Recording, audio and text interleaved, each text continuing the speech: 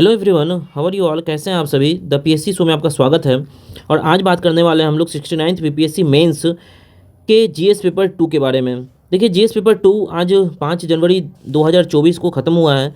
और जब ये पेपर ख़त्म हुआ है तो ये लगभग जो पैटर्न था वो लगभग सिमिलर पैटर्न पे था जो कि 68 बीपीएससी मेंस का जीएस 2 का पेपर हुआ था।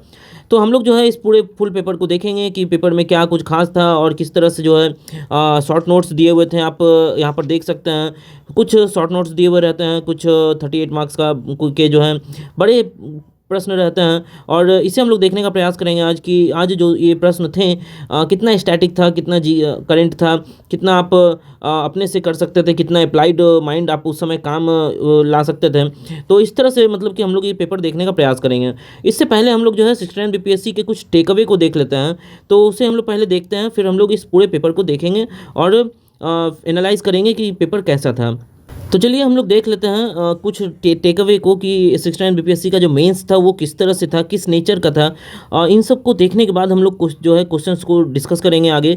और जो मैंने आपको बताया था कि 68 बीपीएससी मेंस से कितना रिलेट करता है, तो सबसे पहले मैं आपको बताऊं कि जो सबसे पहला टेक अवे है कि जो 68 का जो बीपीएससी का मेंस हुआ था उससे एक भी प्रश्न जो है रिपीटेटिव नहीं है इस बार। तो एक भी प्रश्न जो है वो रिपीट नहीं हुआ है, सिर्फ एक आध प्रश्न को छोड़कर जो कि बिहार के कास्ट सेंसस से था। ठीक है, बिहार के कास्ट से या पॉलिटिक्स से जो रिलेटेड था उस तरह के प्रश्न एक थे।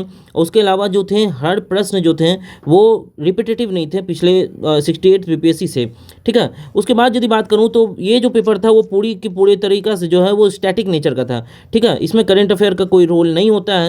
जैसे कि जो भी प्रश्न होते हैं, जो भी करंट अफेयर होता है, यदि वो 2-3 साल पुराना हो चुका है तो आप उसे करंट अफेयर नहीं बोल सकते हैं। वही कि करंट अफेयर प्लस स्टैटिक का ही पार्ट बन जाता है। तो पूरी तरीके से जो है स्टैटिक्स पर बेस्ड था। करंट अफेयर की भूमिका इसमें नहीं है, जिस तरह से जीएस पेपर 1 में आपने देखा कल कि करंट अफेयर की भूमिका थी उसमें। और जिस तरह से 68 बीपीएससी में करंट अफेयर की भूमिका थी साइंस एंड टेक वाले पोर्शन में, तो इस तरह से यहाँ पर जो है करंट अफेयर का जो वेटेज था यहाँ पर नहीं के लगभग था। अब देखिए उसके बाद जो है कि आपको जो है सब 72 पेजेस इसमें दिए जाते हैं। और सबसे बड़ा जो चैलेंजिंग टास्क होता है कि पूरे पेपर को कंप्लीट करना, क्योंकि इसमें जो शॉर्ट नोट्स दिए हुए हैं उसमें ही आप बहुत समय लगा देते हैं सबसे पहले। उसके बाद जो लॉन्ग प्रश्न दे रखे हैं, जो व्याख्यात्मक प्रश्न दे रखे हैं, उसे पूरा करना जो है एक डिफ़िकल्ट टास्क हो जाता है। तो सबसे पहले जो है इन सब मैटर्स पे जो है इन सब चीज़ों पर ध्यान देना है कि आप जो 72 पेजेस हैं उसे फिलअप कैसे करते हैं और हर प्रश्न को अटेम्प्ट कैसे करते हैं। सबसे बड़ी बात इसमें यही होती है कि हर प्रश्न को आपको अटेम्प्ट करना है। और यदि कोई भी प्रश्न आपसे छूट जाता है तो आप कहीं ना कहीं रेस से पीछे हैं। ठीक है, तो आप यहाँ पर इन सब चीज़ों को देख लिए हैं। उसके बाद जो बात करते हैं कि प्रेजेंटेशन जो है वो अभी यहाँ पर जो है सबसे बड़ी चीज़ है। सारे प्रश्न को अटेम्प्ट तो करना, लेकिन यदि आपका प्रेजेंटेशन ठीक होगा तो वही आपका एज फैक्टर रहेगा, समझे। क्योंकि आप प्रेजेंटेशन ही जो है आप एग्जामिनर को अट्रैक्ट कर सकते हैं मार्क्स दिलवाने में, या एग्जामिनर के माइंड सेट को आप चेंज कर सकते हैं आप अपने प्रेजेंटेशन के थ्रू।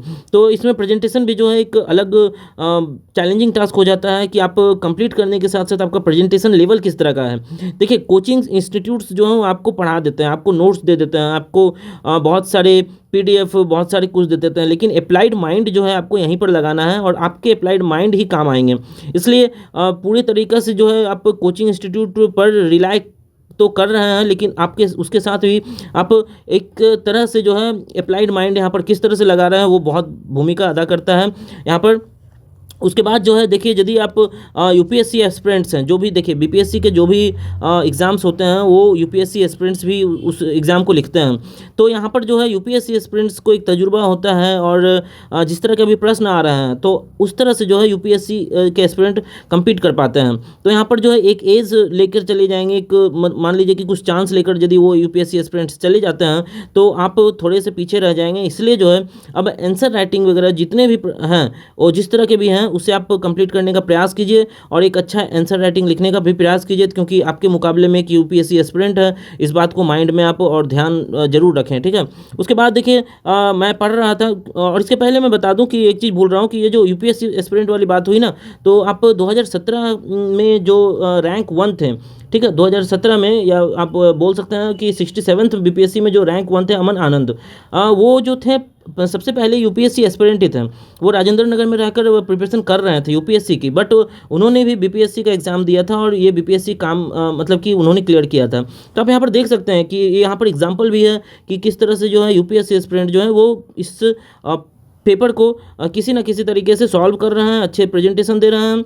उसके बाद देखिए स्पीच जो आपको जो ये आंसर राइटिंग लिखना है वो स्पीच के तौर पे लिखना है, ना कि इन्फॉर्मेशन के तौर पे। देखिए मैं ये बात क्यों कर रहा हूँ, क्योंकि रैंक 7 जो थी 67 की अपेक्षा मोदी नाम था, तो उन्होंने ये बात कही थी कि देखिए आप कोई भी आंसर राइटिंग लिखते हैं ना तो वो आप स्पीच के जैसा लिखिए, ना कि इन्फॉर्मेशन के जैसा, ठीक है। तो इन सब मैटर्स को आप ध्यान दीजिएगा। और उसके बाद जो मैं आपको बताऊं कि इसमें जो पॉलिटी था, इकोनॉमी था, ज्योग्राफी था, साइंस और टेक के प्रश्न इसमें रहते हैं, वो सब मैं मॉडल पेपर आपको डिस्कस कर चुका हूँ। और यहाँ पर अब चलिए हम लोग देखते हैं पेपर को, और पेपर किस तरह से आया है, कितने प्रश्न आप अटेम्प्ट कर सकते थे, कितनी डिफ़िकल्टीज़ हुई आपको, ये सब पेपर हम लोग देखेंगे।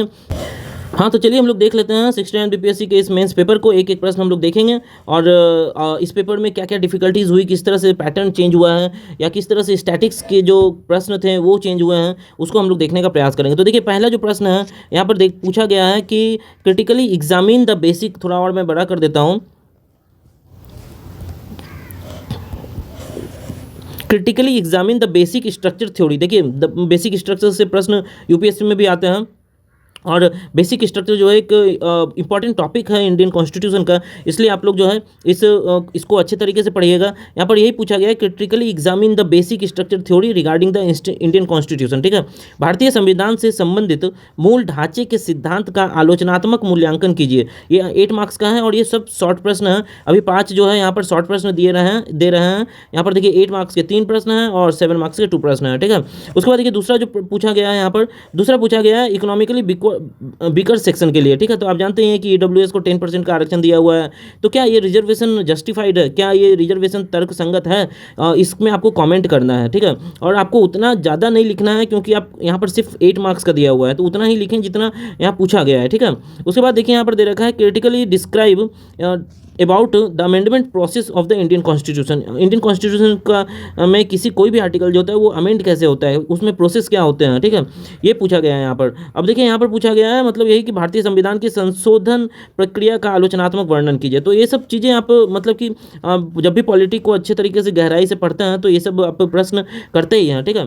उसके बाद देखिए जो डी नंबर प्रश्न पूछा गया, explain how preamble of the Indian constitution provides a blueprint about the goal of the constitution, ठीक है। तो यहाँ पर देखिए पूछ रखा है कि बताइए कि किस प्रकार भारतीय संविधान की प्रस्तावना संविधान के उद्देश्यों की कार्य योजना प्रस्तुत करती है, और ये 7 मार्क्स का है, इसलिए आपको ज़्यादा नहीं लिखना है, ठीक है। उसके बाद देखिए जो लास्ट इसमें है दे रखा है कि describe how caste census is influence the politics of Bihar. देखिए ये थोड़ा सा रिपीटेड प्रश्न है, मैं मानता हूँ पिछले बार के 68 बीपीएससी से ये पूछा गया था इस तरह के प्रश्न। तो इस तरह से जो है आपको यहाँ पर 5 प्रश्न करने थे, और यहाँ पर आप देख सकते हैं तो टोटल जो है यहाँ पर 5 प्रश्न हम लोगों ने इसे डिस्कस कर लिया है।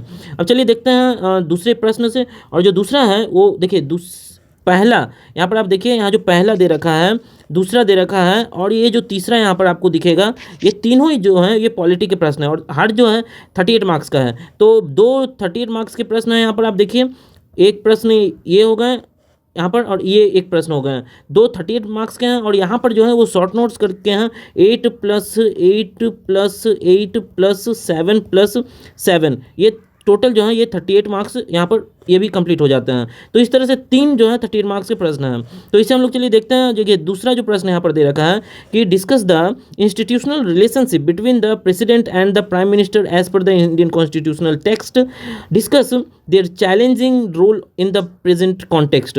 भारतीय संवैधानिक पाठ के अनुसार राष्ट्रपति और प्रधानमंत्री के बीच संस्थागत संबंध पर चर्चा कीजिए, वर्तमान संदर्भ में उनकी बदलती भूमिका पर भी चर्चा कीजिए, ठीक है। तो यहाँ पर ये सब दे रखा है, यहाँ पर institutional relationship between the president and the prime minister, ठीक है। तो इस तरह के पॉलिटिकल प्रश्न यदि आपको मान लीजिए कि ये प्रश्न नहीं आते थे तो यहाँ पर अथवा करके या आप दूसरा लिख सकते हैं। यहाँ पर देखिए दूसरा प्रश्न क्या पूछ रखा है, यहाँ पर दूसरा प्रश्न पूछ रखा है कि Indian federalism is the fundamental rooted in the 2 simultaneous pursuits of the nationhood and embrace of the state-based culture diversities and the commitment to the larger Indian political community. Examine critically the nature of Indian model of the federalism in the light of above statement. तो आप देखिए इस तरह के प्रश्न पढ़ते हैं तो ये लॉन्ग मतलब कि थोड़ा सा लंबा सा मतलब कि ये कथन है और इसे आपको एग्जामिन करना है, क्रिटिकली एग्जामिन करना है। तो इन सब आपको ये सब जो टर्म है इसका भी आपको मीनिंग याद होना चाहिए कि क्रिटिकल एग्जामिन का क्या होता है, मतलब आप कमेंट का क्या मतलब होता है, आपको इवेल्युएट यदि किसी प्रश्न को करना है तो उसका क्या मतलब होता है। यदि आप कमेंट में बताइएगा तो मैं उस सारे टर्म को आपको बताने का प्रयास करूंगा अगली वीडियो में। चलिए इसके हिंदी को देख लेते हैं। भारतीय संविधान, एक मिनट गाइस, भारतीय संघवाद मूल रूप से राष्ट्रीयता के दो एक साथ प्रयासों में निहित है। राज्य आधारित सांस्कृतिक विविधताओं को अपनाना और बड़े भारतीय राजनीतिक समुदाय के प्रति प्रतिबद्धता। उपरोक्त कथन के आलोक में संघवाद के भारतीय मॉडल की प्रकृति का आलोचनात्मक परीक्षण कीजिए। ठीक है, तो इस तरह से आप देख सकते हैं पूरे के पूरे 38 मार्क्स के थे। तो यहाँ पर आप इसको मतलब कि जितना विस्तृत रूप में अच्छे से लिखिएगा, बट यहाँ पर एक चीज़ याद रखिएगा कि आपको वर्ड लिमिट आपको रखना है और 72 पेज ही आपको मिलते हैं, उसके एक्स्ट्रा पेज आपको नहीं मिलते हैं। आपको देखिए थर्ड प्रश्न देख लेते हैं। तीसरा जो प्रश्न है यहाँ पर, discuss and analyse the fundamental principle of coalition politics in the Bihar from the point of the view and fulfillment of the national interest specially. ठीक है, बिहार में गठबंधन की राजनीति के मूल सिद्धांतों को विशेषतः राष्ट्रीय हितों की पूर्ति के दृष्टिकोण से विवेचना एवं विश्लेषण कीजिए। तब जानते हैं कि बिहार में एक्चुअली कोalition गवर्नमेंट ही बहुत दिन से चल रहा है, चाहे वो जेडीयू और आरजेडी हो या फिर वो नीतीश जी या बीजेपी हो। ठीक है, तो यहाँ पर कोalition गवर्नमेंट ही चल रहा है, तो इस चीज़ को लेकर यहाँ पर प्रश्न पूछ दिया गया है। और यदि आपको ये प्रश्न नहीं आता था तो यहाँ पर देखिए एक और दे रखा है प्रश्न की अथवा दे रखा है, और यहाँ पर जो प्रश्न दे रखा है वो दे रखा है कि elucidate and evaluate the local government and its working from the point of view and empowerment of the panchayati raj and city institutions with the example from the grassroots level in Bihar। तो यहाँ पर पंचायती राज को लेकर यहाँ पर प्रश्न पूछा हुआ है, लोकल सेल्फ गवर्नमेंट को लेकर पूछा हुआ है। अब देखिए यहाँ पर elucidate और evaluate दो टर्म भी दे रखे हैं, इसका मतलब जब तक आपको मालूम नहीं होगा आप इस प्रश्न को नहीं लिख सकते हैं, इसलिए आप इन सब टर्म पर विशेष कर ध्यान दीजिएगा। उसके बाद देखिए इसमें इसी को हिंदी में मैं बता देता हूँ आपको कि यहाँ पर हिंदी में दे रखा है कि स्थानीय शासन एवं उसकी कार्य पद्धति को पंचायती राज एवं शहरी संस्थानों के सशक्तिकरण के दृष्टिकोण से बिहार में धरातलीय स्तर से उदाहरणों के साथ स्पष्ट एवं मूल्यांकित कीजिए। ठीक है, तो यहाँ पर आप देख सकते हैं। उसके बाद जो सेक्शन 2 है, देखिए यहाँ पर मैंने आपको बताया था कि सेक्शन 2 में जो है पूछा जाता है इकोनॉमी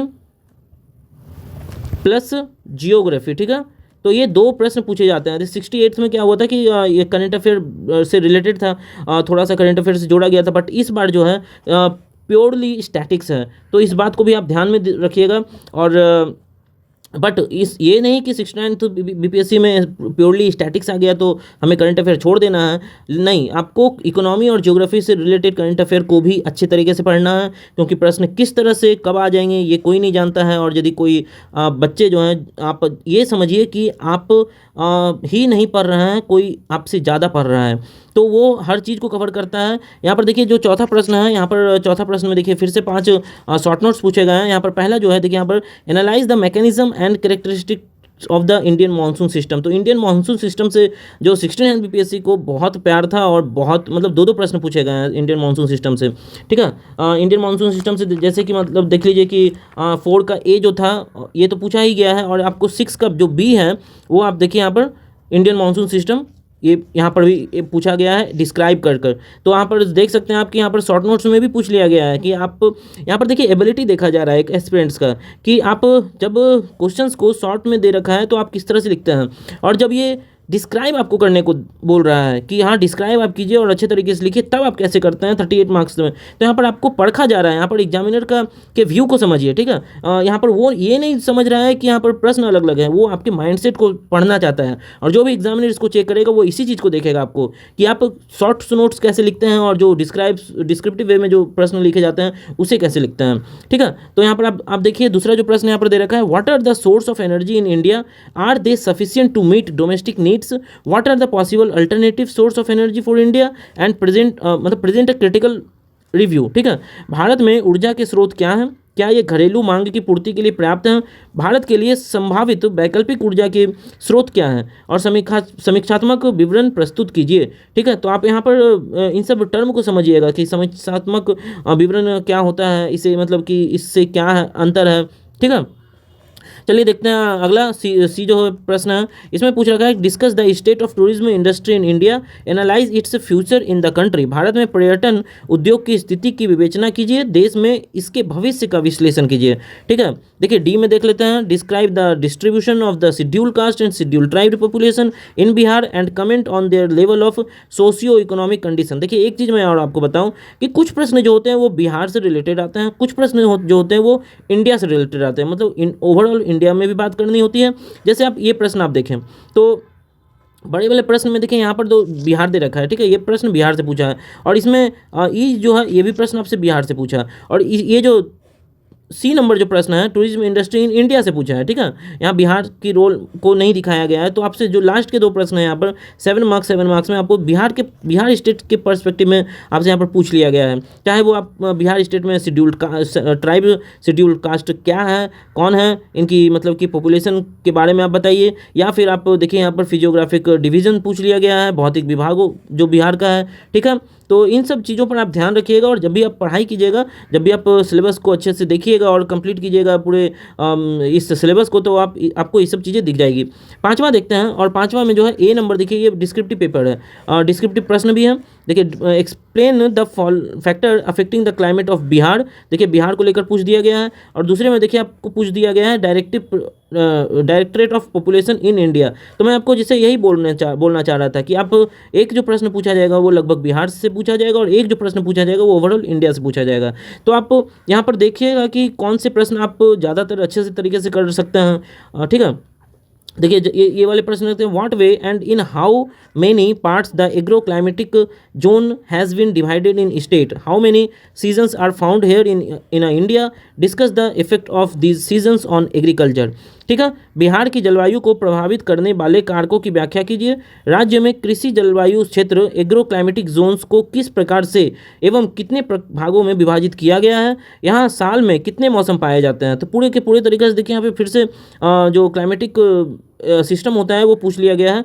इन मौसमों की कृषि पर प्रभावों की विवेचना कीजिए। तो आप जानते हैं कि मौसम का कृषि पे बहुत प्रभाव पड़ता है, जैसे कि जब ठंडी होती है तो ज़्यादा यदि ठंडी ना पड़े तो उस समय मतलब कि कृषि पर बहुत प्रभाव पड़ता है। तो ये सब चीज़ें हैं। मतलब अभी देखिए दूसरा जो प्रश्न है वो पूछ लिया है कि directorate of population in India कैसे वो डिसाइड होता है।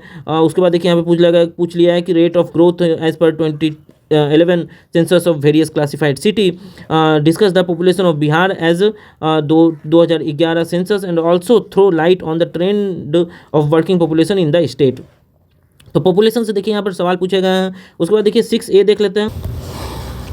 चलिए देख लेते हैं 6A का, explain trickle down theory of economics and its major relevant benefits limitations criticism in the context to the Indian planning. ठीक है, तो आप जानते ही हैं कि ट्रिकल डाउन थ्योरी क्या होता है। एक्चुअली ये जो ट्रिकल डाउन थ्योरी होता है ये टैक्स कम करके अमीरों की संपत्ति को बढ़ाना, मेन इसका मतलब कि एक सिंपल सा डिफिनेशन है कि टैक्स कम करके अमीरों के जेब भरने या फिर अमीरों के संपत्ति को बढ़ाना।